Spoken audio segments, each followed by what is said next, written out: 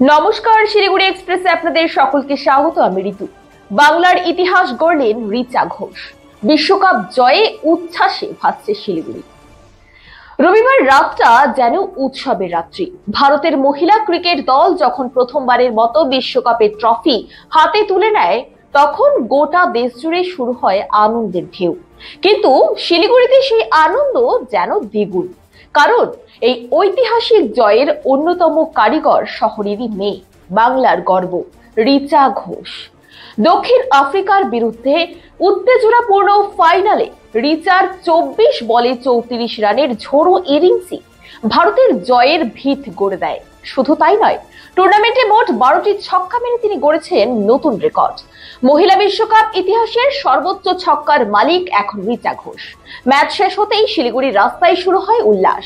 Baghajatin park, খিলকার road, সেবক মোড়, প্রতিটি জায়গায় বাজি, ঢাক আর গানের তালে মুখরিত শহর। রিচার বাড়ির সামনে তখন মানুষের ঢল। সকলে এক বাক্যে বলছেন, রিচা তুমি আমাদের গর্ব।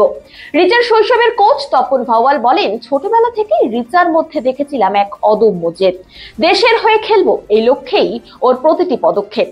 আজ সেই পরিশ্রমের ফল গোটা দেশ দেখছে। বাংলা মহিলা দলের প্রাক্তন কোচ শিবশঙ্কর পাল স্মৃতিচারণা করে বলেন, রিচা যখন প্রথম খেলতে আসে ওর ব্যাট থেকে ছক্কা উঠত নিয়মিত। তখনই বুঝেছিলাম এই মেয়েটি একদিন বড় কিছু করবে। ম্যাচ পরবর্তী সাক্ষাৎকারে রিচা আবেগ ভরে বলেন, এই জয় আমাদের পরিশ্রমের ফল। চাপ ছিল, কিন্তু দলের প্রত্যেকে পাশে ছিল। আমার উপর ওদের বিশ্বাসী ছিল সবচেয়ে বড় শক্তি। মহেন্দ্র সিং ধোনির অনুরাগী রিচা শুরুতে পেশার হিসেবে ক্যারিয়ার শুরু করলেও পরে ধোনির প্রভাবেই মন দেন উইকেট কিপিং এ। আজ তাকেই বলা হচ্ছে লেডি ধোনি। ভারতীয় ক্রিকেটের নতুন তারকা। শিলিগুড়ি মহকুমা ক্রীড়া পরিষদের ক্রিকেট সচিব ভাস্কর মজুমদার জানান, রিচার এই অর্জন শুধু শিলিগুড়ির নয়, সমগ্র উত্তরবঙ্গের তথা ভারতের গর্ব। ও আজ ইতিহাস করেছে। সৌরভ গঙ্গোপাধ্যায় ও ঝুলন গোস্বামীর মতো কিংবদন্তিরা যা করতে পারেননি, তা আজ করে দেখালেন রিচা ঘোষ। বাংলার মাটিতে জন্ম নেওয়া এই মেয়েই প্রথম বাঙালি ক্রিকেটার যিনি বিশ্বকাপ জয়ের আনন্দ উপহার দিলেন দেশকে। শিলিগুড়ির আকাশে এখন একটাই নাম প্রতিধ্বনিত, রিচা ঘোষ, বাংলার প্রথম বিশ্বকাপ জয়ী কন্যা, দেশের গর্ব। দেখেছি প্রথম, তখন রিচার বয়স 6-7, তখন আমি নিজে খেলি। তখন আমি দেখেছি জিজ্ঞেস কথা নেই, মেয়েটা কি, এই মেয়েটা ছেলেদের সঙ্গে এসে প্র্যাকটিস করে, এই মেয়েটা কি। তারপরে জানলাম আমাদের বন্ধুস্থানীয় মানবেন্দ্র গবা, উঠবে গবা ক্রিকেটটাকে খেলতো, সেই লেভেলে খেলেনি, ক্লাব লেভেলে খেলতো, কিন্তু ও সবার মধ্যে একটা জিনিস ছিল, খুব লম্বা লম্বা ছয় মারতে পারতো নিজে। তো সেটা টেনিস বয়। তো উঠেছি রিচাকেও আমি দেখি, যখন দেখা শুরু করলাম তখন যদি রিচা ওরকম মারতে পারে, সোজা সোজা সোজা ছয় মেরে যাবে বোলার মাথার উপর। প্রথম যখন আমি ওকে দেখলাম যে ছেলেদের সঙ্গে খেলছি, ছেলেদের সঙ্গে প্র্যাকটিস করছি, তখনই বুঝতে পেরেছিলাম যে মেয়েটার মধ্যে আর কিছু না হোক, একটা ফ্রি ভাব যে মাঠের মধ্যে এলে যে লজ্জা ভাবটা বা ওরকম সংকীর্ণতারা মনের মধ্যে, বা বাড়ির থেকে দেবে না, পাবে না, সেই সময়টা ও যে সময়টায় খেলা ধরেছিল, সেই সময় মেয়েরা মাঠেই আসতো না, ক্রিকেট খেলতেই না,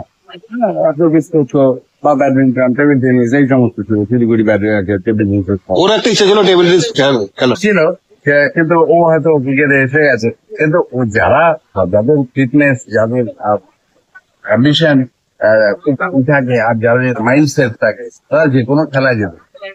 ওকে আমরা যখন আমি যখন ওকে পেলাম, তখন ও ডিস্ট্রিক্ট টিমে, ওকে আমি 2 বছর পেয়েছিলাম, 17-18। তখন ও আমাদের হয়ে খেলতে পারতো, কিন্তু ও তখন বেঙ্গল লেভেলে পৌঁছে গেছে। বেঙ্গল লেভেলে পৌঁছে যাওয়ার পর তখন ওকে শিলিগুড়িতে এসে আমরা রেগুলার প্র্যাকটিসে রাখতে পারতাম। তখন কলকাতা থাকতে 1 নম্বর, তারপর আমরা ইন্ডিয়া টিমে, ইন্ডিয়া টিমে ঢুকে গেল। তখন দেখলাম আস্তে আস্তে চেঞ্জ হয়ে গেল। কি চেঞ্জ হলো, সেটা তো পেপার হয়ে গেল আমাদের শিলিগুড়িতে, কিন্তু বেশ বল করছে আর সঙ্গে ব্যাখ্যা। গতকালের পারফরমেন্স তো গতকাল বলে নয়, গত কয়েকটা ম্যাচে তো পারফরমেন্স, ছোট ছোট পারফরমেন্স হলো। একটাই 94 বড় করে, কারণ তার সেই সময় টিমটা ঢুকে যাচ্ছে, ওর হাতে এই টিমটা ছিল, যদিও হয়ে গেছেন টিমটা, তাহলেও আর অন্যান্য ম্যাচ গুলোতে যে খেলেছে ছোট্ট ছোট্ট পারফরমেন্স, 24 বলে 35 রান, তার আগের ম্যাচে ওরকম 13-14 বলে 26 রান করেছে।